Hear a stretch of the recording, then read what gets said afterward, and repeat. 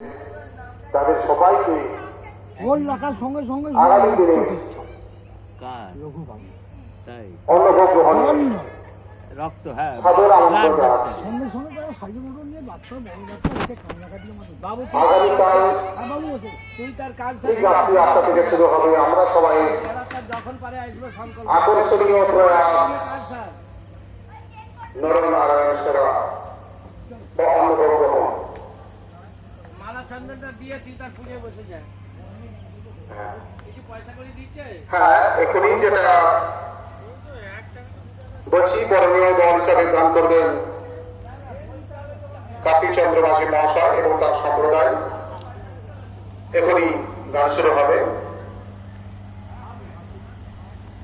তাই সবাই করি সাদর আমন্ত্রণ, সবাই করি আহ্বান।